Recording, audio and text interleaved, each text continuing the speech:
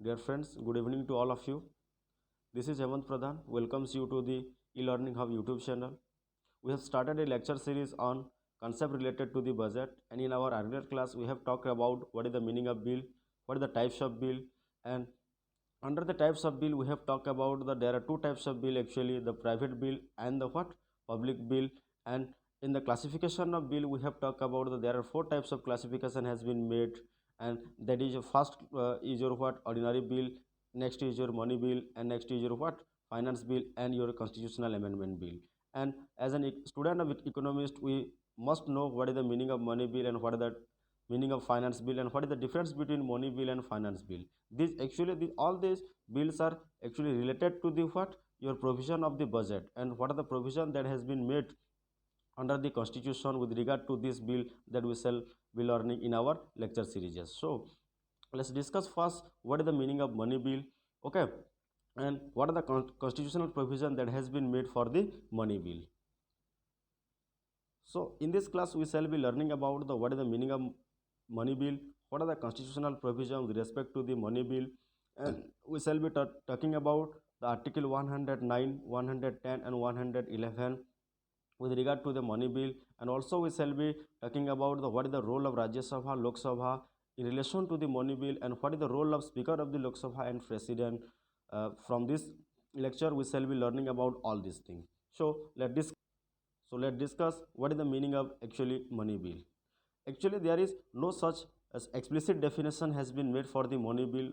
money bill के regarding इतना कुछ एक्सप्लिसिट डेफिनेशन नहीं दिया गया है, लेकिन जो प्रोविज़न लाया गया है article 110 of the Indian constitution जो है उसी रिगार्डिंग कुछ सब क्लॉजेस दिए गए हैं। यहाँ पर आप देख सकते हैं देर आर एक्चुअली 7 जो सब क्लॉजेस दिए गए हैं उसी रिगार्डिंग अगर हम कुछ बिल अगर लाना चाहते हैं उसी दायरे में अगर वो आता है तो हम उसको मनी बिल बोलते हैं। ठीक है, so let's discuss what are the sub points of your money bill. So a bill shall be deemed to be a money bill. A bill shall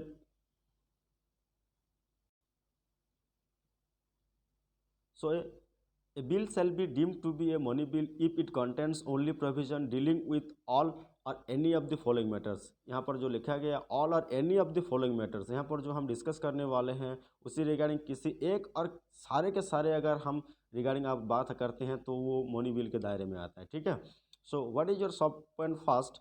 the first point is the imposition, evolution, रेमिशन, alteration और regulation of any taxes. इसका मतलब simply ये है अगर कुछ हम taxes impose करना चाहते हैं, कुछ न्यू टैक्सेस हम इम्पोज करना चाहते हैं और कुछ जो एग्जिस्टिंग टैक्सेस हैं उसको अगर हम एवोलिश करना चाहते हैं, फॉर एग्जांपल ये बेस्ट एग्जांपल हो सकता है जो वैल्यू एडेड टैक्स और जो वैट जो चल रहा था हम उसको क्या करेंगे हटा के हम क्या लाए हैं अभी जो गुड्स एंड सर्विस टैक्स लाए हैं कंबाइंडली वो इंडायरेक्ट टैक्सेस कुछ जो इंडायरेक्ट टैक्सेस को हम एबोलिश करके न्यू जो टैक्सेस लाए हैं उसी रिगार्डिंग अगर जो भी बिल लाया गया था उसको हम जीएसटी के रिगार्डिंग जो भी बिल लाया गया था हम उसको क्या बोलेंगे, वो मनी बिल था। ठीक है, तो रेमिशन का मतलब क्या है अगर जो कुछ फी जो रिसिप्ट है गवर्नमेंट का और जो कुछ डेब्ट जो रिसिप्ट करता है वो अगर उसको रिगार्डिंग अगर कुछ कैंसिल करना चाहता है और कुछ चेंजेस लाना चाहता है तो वो भी एक मनी बिल के दायरे में आता है। ठीक है, और अल्टरेशन और रेगुलेशन ऑफ एनी टैक्सेस, इसका मतलब सिंपली ये है जो हम रेगुलेट करते हैं different types of taxes, indirect taxes और डायरेक्ट टैक्सेस को जो भी रेगुलेशन लाते हैं और कुछ जो बदलाव लाना चाहते हैं उसी रिगार्डिंग अगर जो भी हम बिल लाना चाहते हैं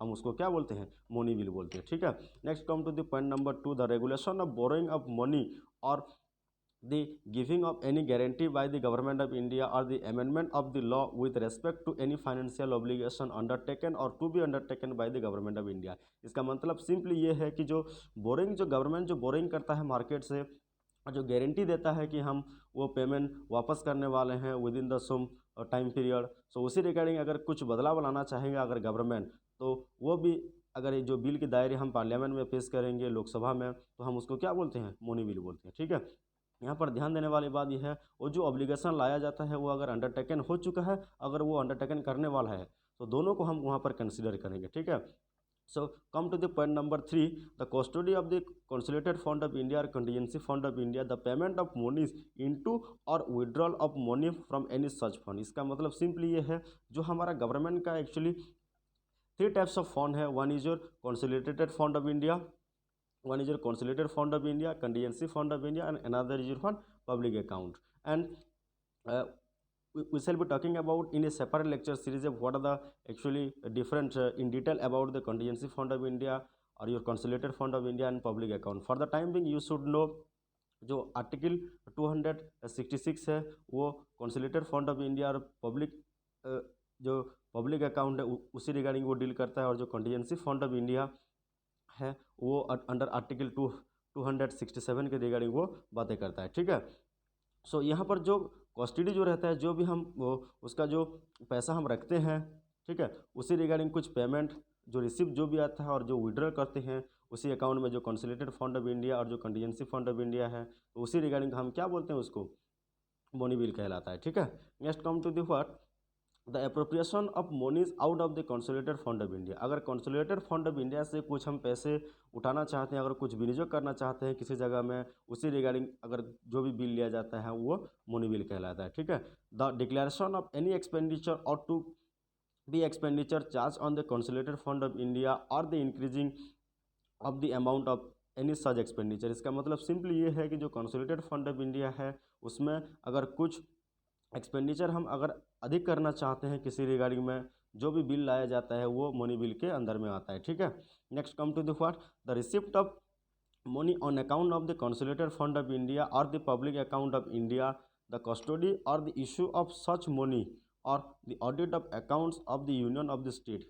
ये सिंपली इसी सब क्लॉज में ये बोला गया है कि जो कंसोलिडेटेड फंड ऑफ इंडिया है और जो पब्लिक अकाउंट है इंडिया का, उसी रिगार्डिंग जो custody or the issue of the such money or the audit और account of the union of the state. इसका मतलब सिंपली ये है कि जो पब्लिक अकाउंट और जो कंसोलिडेटेड फंड ऑफ इंडिया है जो इशू करते हैं कुछ पैसे वहाँ से विड्रॉ करने के लिए, और जो ऑडिटिंग होता है स्टेट गवर्नमेंट का, यूनियन गवर्नमेंट का, उसी रिगार्डिंग जो भी हम बातें करते हैं वो भी आता है क्या, हमारी मनी बिल के दायरे में। ठीक है, next come to the what point number G, that is any matter incidental to any of the matter specified in the sub clauses A to F. इसका मतलब जो निम्नलिखित जो दिया गया है ए से लेकर एफ तक जो भी सब क्लॉजेस हम मेंशन किए हैं उसी रिगार्डिंग अगर कुछ भी बदलाव अगर हम हठात लाना चाहता है अगर गवर्नमेंट, वो भी एक मनी बिल कहलाएगा। ठीक है, so this is all about you what the your definition of money bill. हम क्लियरली मेंशन किए अगर कुछ जो टैक्सेस है उस टैक्सेस में बदलाव, न्यू टैक्सेस लाना चाहेंगे और उस कुछ टैक्सेस को अगर हम एबोलिश करना चाहेंगे तो उसी रिगार्डिंग आप जब बात करते हैं वो मनी बिल कहलाता है।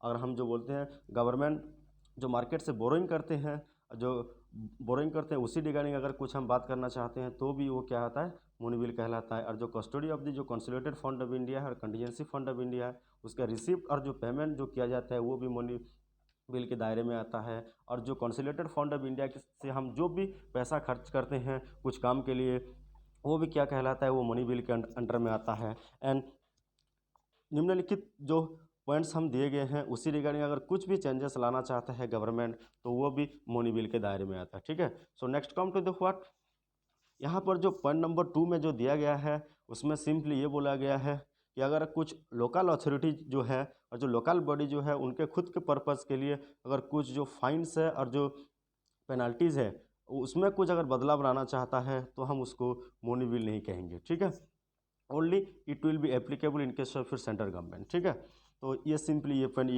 ये बोला है। ठीक है, next come to the point number 3, if any question arises whether a bill is a money bill or not, the decision of the speaker of lower house of the people thereon shall be final. ये simply ये बोला गया है कि इसमें कि जो money bill है और जो फाइनेंस बिल होगा कि मनी बिल होगा और ये ऑर्डिनरी बिल होगा, वो कौन डिसीजन लेंगे, वो डिसीजन लेंगे speaker of the house of the people.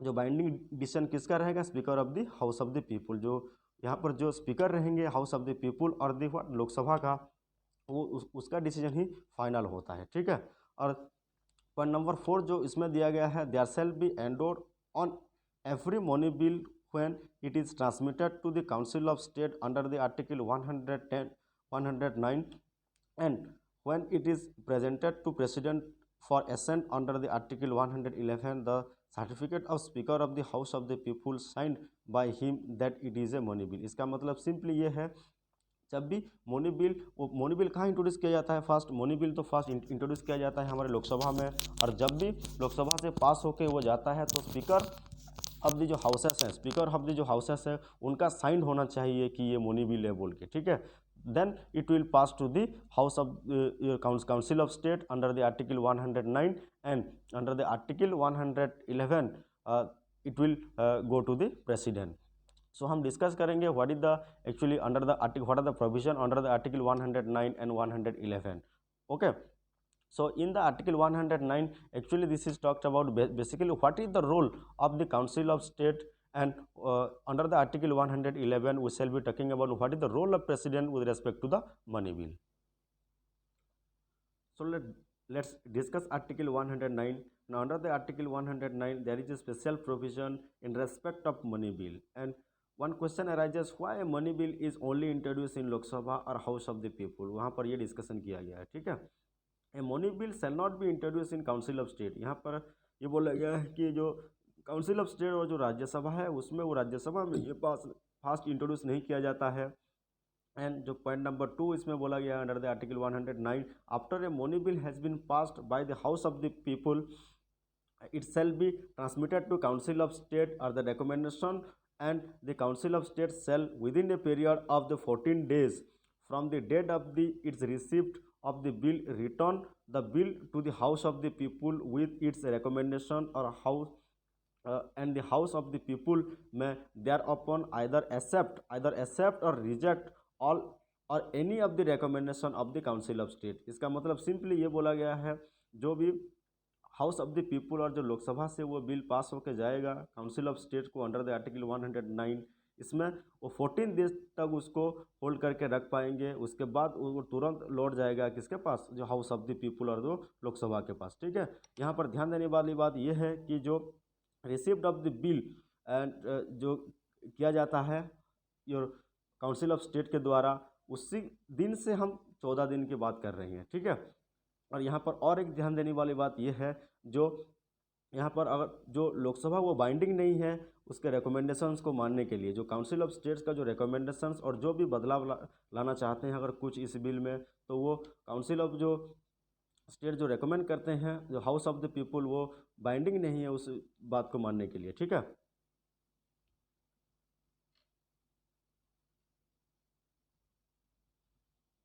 so let's discuss the sub point 3.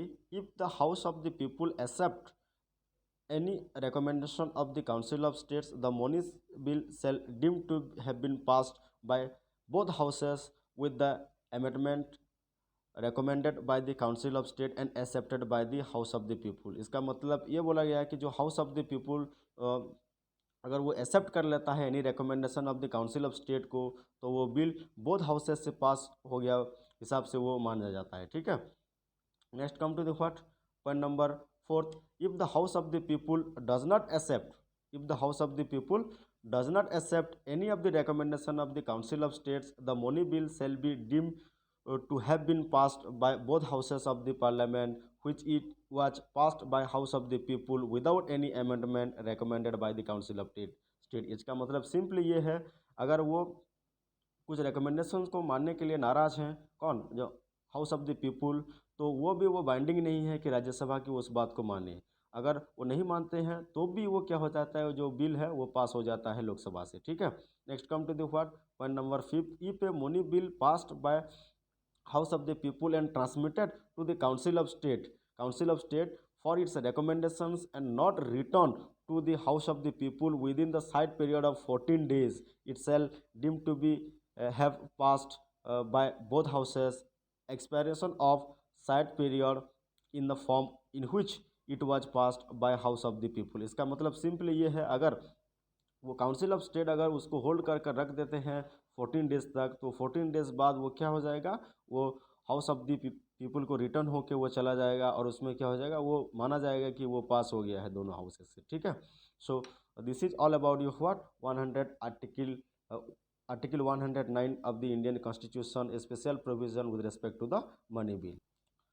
So let discuss what is the provision of Indian Constitution under the Article 111, the assent to the bill by the President. So let's discuss the subpoint first. When a bill has been passed by houses of Parliament, it shall presented to the President. It shall presented to the President. इसका मतलब ये बोला गया है कि जो bill pass होने के बाद जो हाउस ऑफ द पार्लियामेंट है, हाउस ऑफ द पार्लियामेंट से पास होने के बाद वो कहाँ पर भेजा जाएगा, वो प्रेसिडेंट के पास भेजा जाएगा। और प्रेसिडेंट उसको क्या करेंगे, आइदर वो असेंट करेंगे और उसको विथहोल्ड करके वो रख सकते हैं, ठीक है। सो फर्स्ट क्या होता है कि पहले बार अगर प्रेसिडेंट को लगता है कि उसमें कुछ बदलाव लाना होगा, तो वो क्या करते हैं, अगर उनको लगता है कि वो मनी बिल के दायरे में नहीं आता है, तो वो क्या करेंगे, सिंपली मैसेज कर देते हैं और रिक्वेस्ट कर देते हैं कि इस बिल में कुछ बदलाव लाना है। अगर अब मैं आपको रिक्वेस्ट करता हूं कि आप इसमें कुछ चेंजेस लाइए, सो दैट मैं आपको और रेकमेंड और असेंड करूंगा, ठीक है। अगर फिर भी अगर ये लोकसभा से ये क्या हो गया, पास होके अगर सेकंड टाइम भी अगर प्रेसिडेंट को असेंड के लिए अगर भेजा जाता है, तो वो प्रेसिडेंट अब डिनाई नहीं कर सकते हैं। ये क्या कर सकते हैं, अगर उसको नेक्स्ट टाइम वो विथहोल्ड कर सकते हैं, और क्या होता है कि वो उनको प्रेसिडेंट उसको विथहोल्ड करके रख सकते हैं, और वो असेंड नहीं कर सकते, बट ये can not be return back to the Lok Sabha again, ठीक है। तो यहाँ पर क्लियरली मेंशन किया गया है, ये प्रोवाइडेड दैट द प्रेसिडेंट में as soon as possible after the presentation of him of a bill for action, the return of bill is not money bill to house with a message requesting they will reconsider the bill or any specified provision thereof, and in particular will consider the desirability of introducing any such amendments as he may recommend in this message. And when a bill is so written, the houses shall reconsider the bill accordingly, and if the bill is passed again by the houses without amendment and presented to the president for assent, the president shall not withhold assent thereafter। इसका मतलब अगर second time हम जब bill को फिर वो Moni bill के हिसाब से हम प्रेजेंट करते हैं प्रेसिडेंट के पास वो असेंट के लिए, तो वो विथहोल्ड करके नहीं रख पाते, ठीक है। So this is all about your what different concept related to the meaning of money bill and what are the constitutional provision with respect to your money bill. We have already talked about the article 110, the definition of money bill, article 109, the special procedure in respect of money bill, the role of Rajya Sabha and Lok Sabha, and in the article 111 we have talked about the assent, how the assent of money bill is done with the article 111 that has been clearly mentioned, okay। So अगर हम ये completely हम discuss कर चुके हैं, so let's discuss some question with regard to the money bill। अगर मेरे lecture आप सही तरीके से सुने होंगे, तो ये जो 3 क्वेश्चन दिए गए हैं वो क्लियरली आप उसको कर पाएंगे, ठीक है। So let's discuss what is the first question, who decides whether A bill is a money bill or not. इसमें जो चारों जो ऑप्शन दिए गए हैं उसमें से कौन डिसाइड करते हैं कि ये बिल मनी बिल होगा और ये फाइनेंस बिल होगा और ऑर्डिनरी बिल होगा, ठीक है। तो ये कमेंट में आपको आंसर करना है कि ये उसका आंसर क्या होगा, ठीक है। Next come to the question number 2, this is assertion a reason type of question. Here ये मेंशन किया गया कि after a money bill is passed by the Lok Sabha and transmitted to the Rajya Sabha, the recommendations of the Rajya Sabha have to be accepted by the Lok Sabha within 14 days from receipt of the recommendation, and then get them incorporated in a bill। And reason is that a money bill cannot be introduced in the Rajya Sabha। So यहाँ पर जो course दिए गए हैं both A and R are individually true, and R is the correct explanation of A, and both A and R are individually true but R is not the correct explanation of A। And point number 3 is that A is true but R is false, and point number 4 is if A is false but R is true। तो आपको ये answer देना है कि वो क्या होगा। Clearly video को पॉज कीजिए और थोड़ा अच्छी तरह से पढ़िए, उसके बाद वो कमेंट कीजिए, ठीक है। Next come to the word question number 3, which of the following statement related to the money bill is not correct. यहाँ पर क्लियरली मेंशन किया गया है कि नॉट करेक्ट, तो ये ध्यान देने वाली बात है। So point number 1, it cannot be introduced in the Council of State। The point number 2, if any question arises whether a bill is money bill or not, the decision of the Lok Sabha of the Speaker is final। Point number 3, in case of deadlock over a money bill, the President can summon a joint sitting of Parliament। Point number 4, a money bill cannot be introduced except on the recommendation of the President। So these are the points you have to keep in mind, and you answer the question number 3।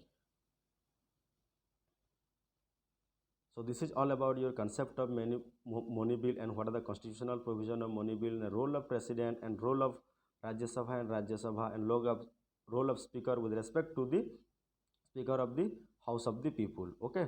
And I have given you 3 question answer, then you have to answer me which one is the correct option, ठीक है।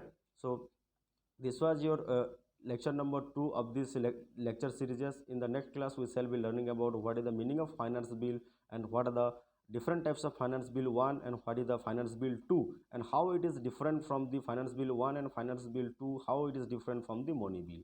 Okay उसके बाद जो budget आने वाला है government of India का, अब पहले एक क्या पब्लिकेशन आता है जिसको हम इकोनॉमिक सर्वे बोलते हैं, और इकोनॉमिक सर्वे में जो कि पास्ट ईयर में जो भी कुछ एक्टिविटीज़ होता है इकोनॉमी के अंडर वो डिस्कशन किया जाता है, और जो बजट है वो आने वाला ईयर में जो भी कुछ हम करने वाले हैं अपकमिंग ईयर में वो डिस्कशन किया जाता है। वो हम क्लियरली डिस्कशन करेंगे what is the your economic survey of India and what is your budget. Okay, so these are the pre-concept that you must keep in your mind while discussing the budget and the economic survey. So this much for today. Thank you.